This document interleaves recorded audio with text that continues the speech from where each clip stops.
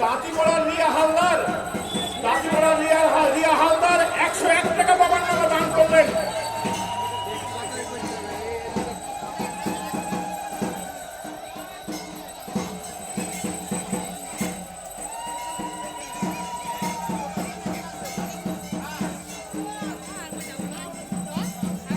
যে সকল ভক্তরা ওরা দূর থেকে আগত, যারা এখনো পুকুর পাননি বা পুকুর নেননি, মন্দিরের উত্তর দিকে চলে আসুন কাউন্টারে, পুকুর সংগ্রহ করুন এবং পাতা জমা দেন।